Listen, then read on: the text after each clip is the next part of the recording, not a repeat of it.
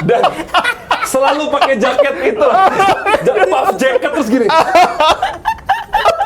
Selamat datang, bukan ya. Selamat datang di In Frame tadi. Udah bungkus, Pak. Oh, udah bungkus.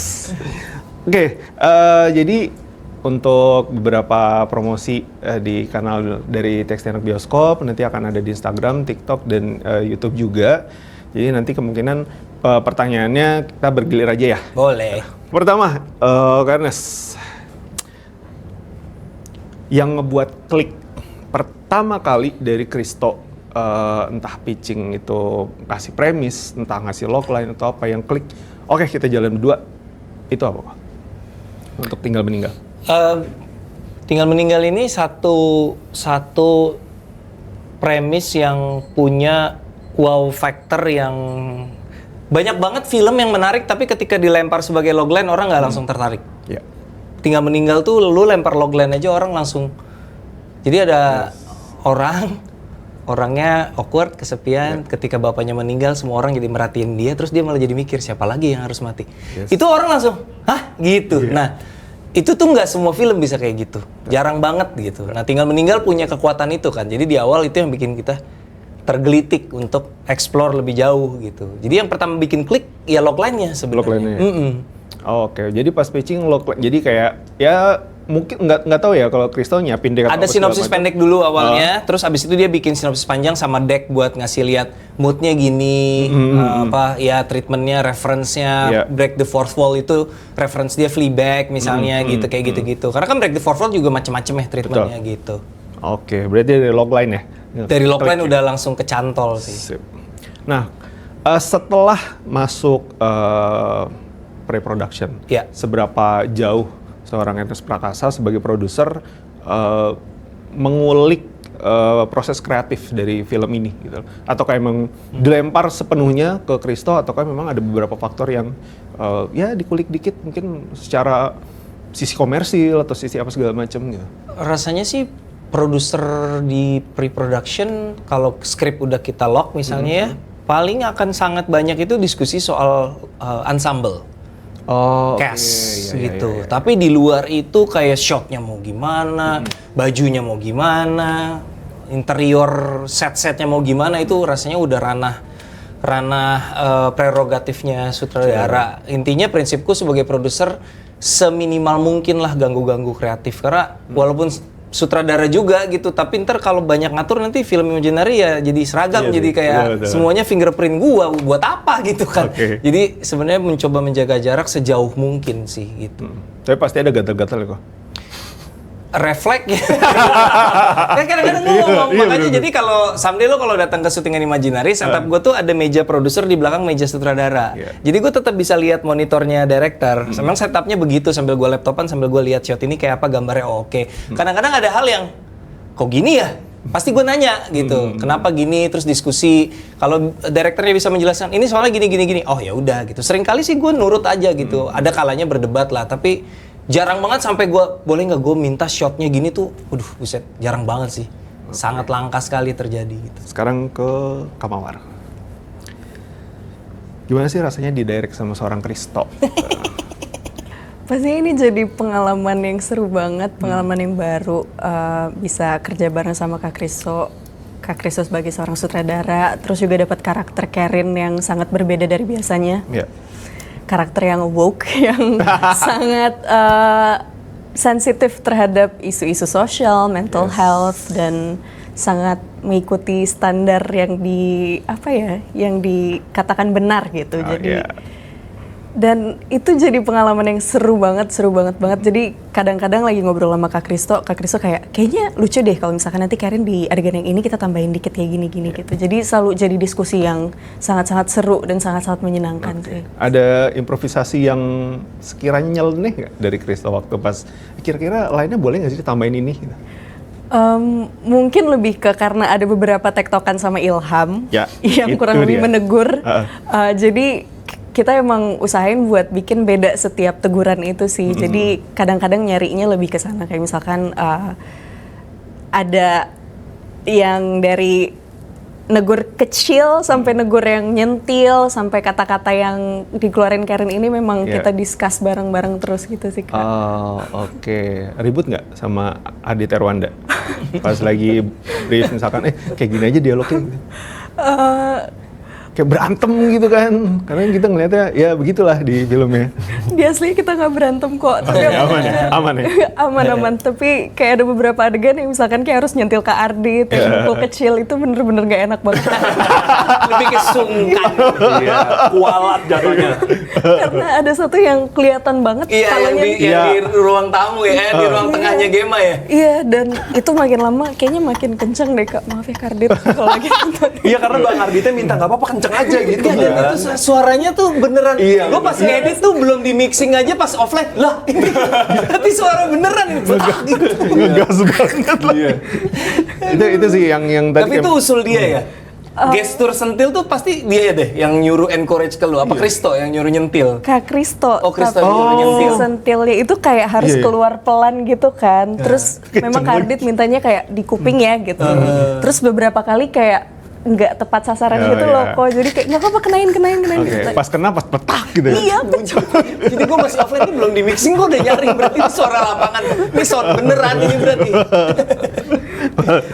Itu sih yang tadi juga pas nonton chemistry antara Karen sama Danu tuh luar biasa lucu. Danu atau Ilham? Sorry, Ilham. maksudnya, ya. Tapi sama Danu juga sih yang di akhir-akhir tuh, wah ada kacau itu. Erat sekali kan gitu. Banget. Sekali. Cuma konklusinya tadi, suka banget antara Karen sama Danu. Terima kasih. Mantap. Nah, tadi kan sebenarnya Karen banyak banget bersinggungan sama karakternya Gema gitu.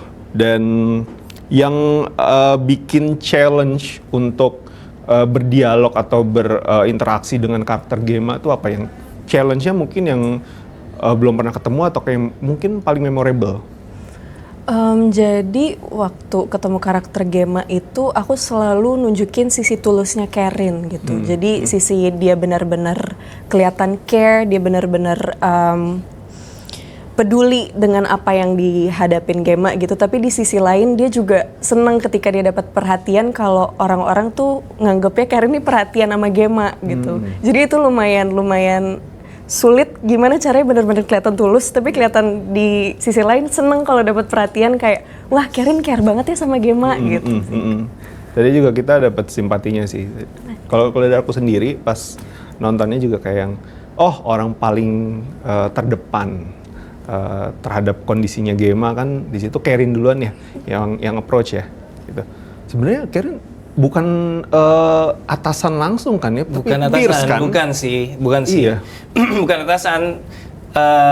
Dia kayaknya jabatan struktur di kantor itu semuanya mengarahnya ke Pak Cokro ya? Gimana sih kalian strukturnya? Iya kan? Kita semua sama, terus Sama ya? dia Yes, yang berarti. mengepalai Karena Pak Cokro. kantor kecil kan. Oke. I see. Oke, lanjut ke Kak Mario Cesar. Dari sebenarnya dari pas trailer itu kan karakter Danu sudah terlihat agak sensitif sama Gema, ya kan. Nah, gimana ngejaga tone itu dari awal sampai akhir supaya kita juga tahu bahwa sebenarnya Danu itu problematik juga, tapi care juga, tapi dia nggak mau nunjukin itu karena ada something yang dialog di trailer kan kelihatan kayak ada yang aneh sama Gema gitu kan. Nah, ngejaga tone itu tuh gimana dari awal sampai akhir dan itu stabil banget. Thank you. Sebenarnya Danu itu tuh orangnya tuh kalau misalnya spotlightnya bukan di dia tuh nggak terlalu mau banyak ngomong gitu. Jadi untuk ngejaga itu lebih ke gimana caranya dia bisa menunjukkan dengan ekspresi bahwa ini tuh sebenarnya ada yang nggak beres. Kok kalian semua tuh bisa nggak ngerti gitu. Tapi sebelum mendapatkan bukti nyatanya, Danu itu tuh nggak mau berbicara gitu. Yeah. Jadi makanya kalau kalian lihat Danu tuh awal-awalnya tuh memang kayak oke, yuk telan aja yuk gitu. Nah tapi lama-lama dia tuh kayak masa sih gue doang gitu. Masih gue doang yang nyadar gitu. Jadi Danu itu memang dia ada capernya sih. Dia caper banget bahkan gitu. Tapi kalau misalnya memang dia melihat ada yang nggak beres tuh dia utarakannya tuh harus dengan fakta-fakta gitu. Ya. Saya planting soal Danu juga oke banget itu kok. Jadi dari di mejanya kan, dan di lacinya itu Iya. luar biasa buat pay off di akhir itu. Ya, syukurlah.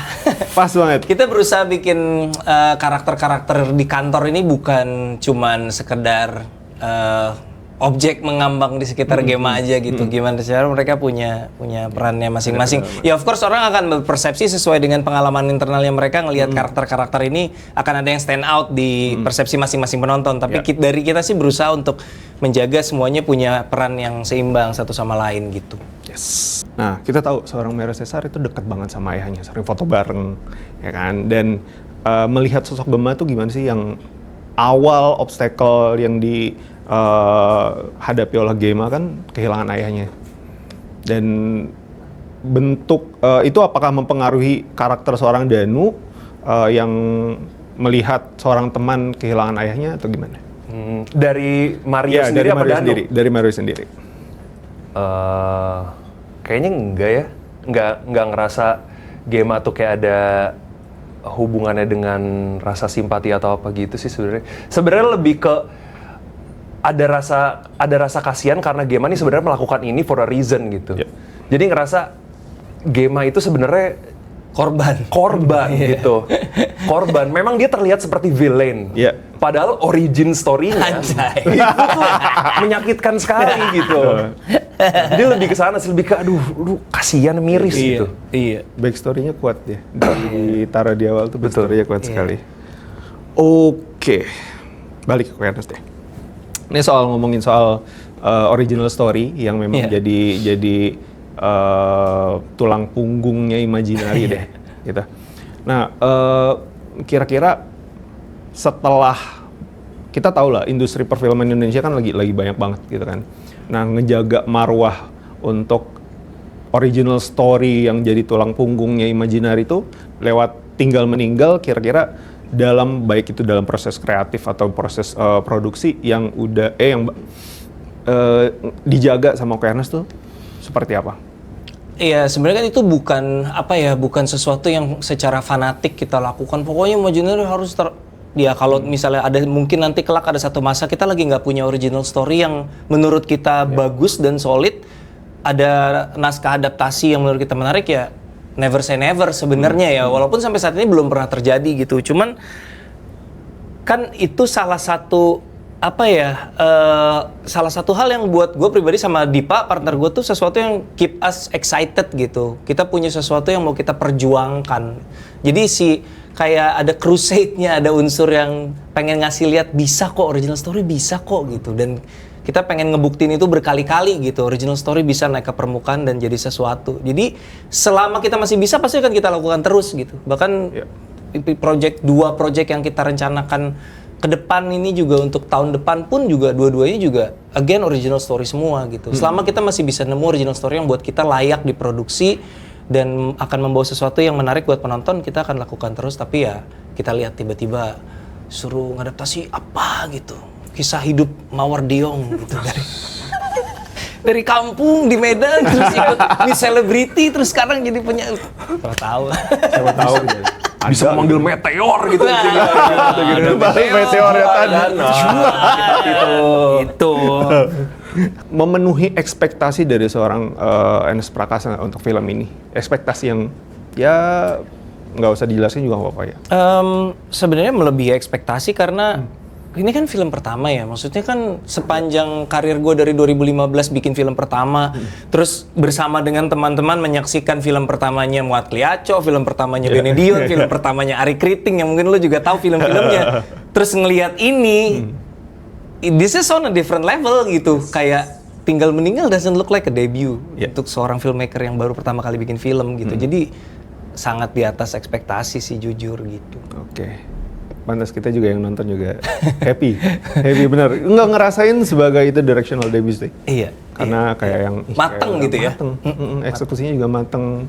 Dan yang menarik sebenarnya di film ini karena gue pengen gimana ya cara ngasih menyamai semangat Christo, kita coba kejar tanda kutip dengan beberapa chief head of department di produksi ini juga film pertamanya.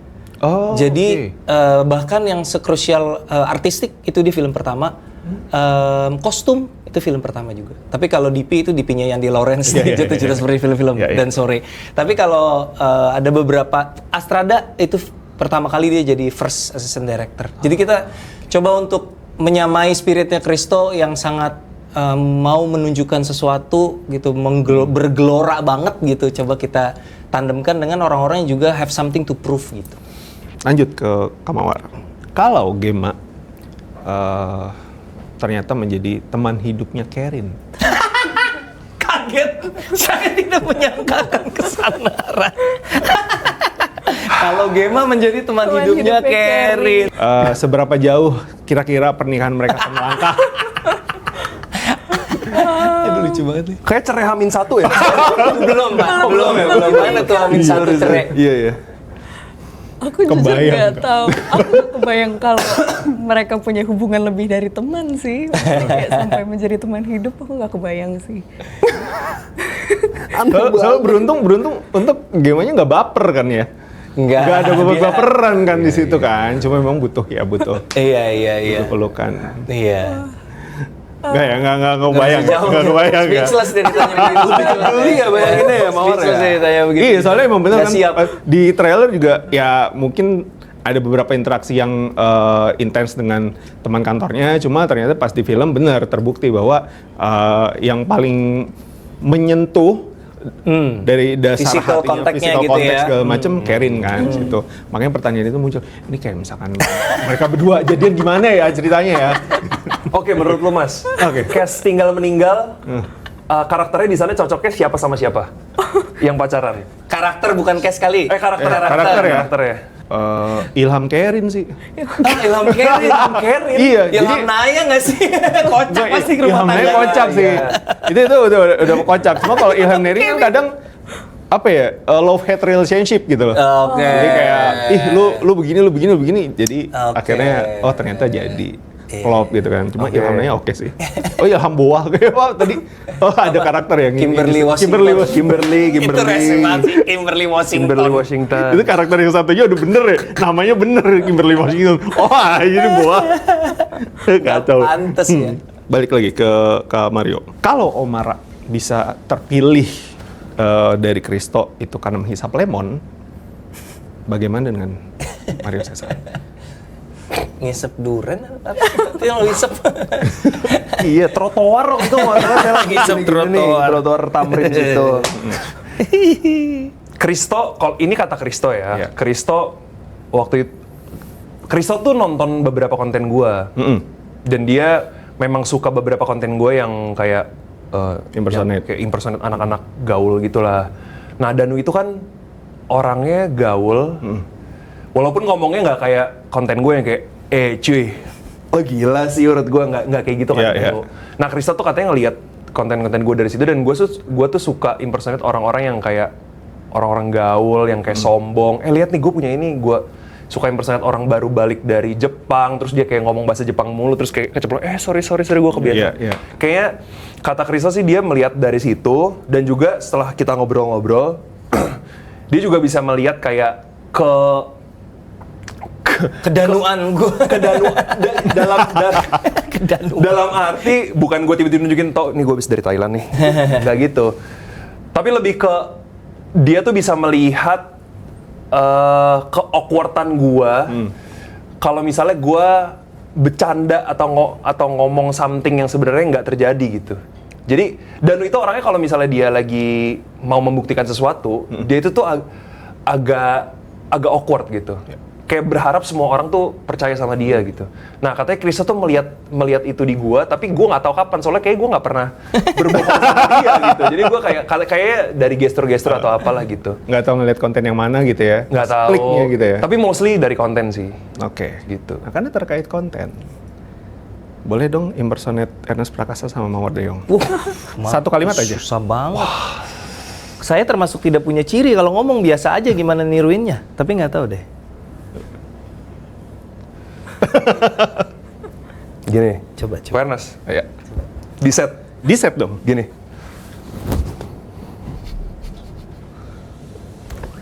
Oh, sorry. Dan selalu pakai jaket itu, puff jacket terus gini. Gitu. Oke, kawan. Gitu.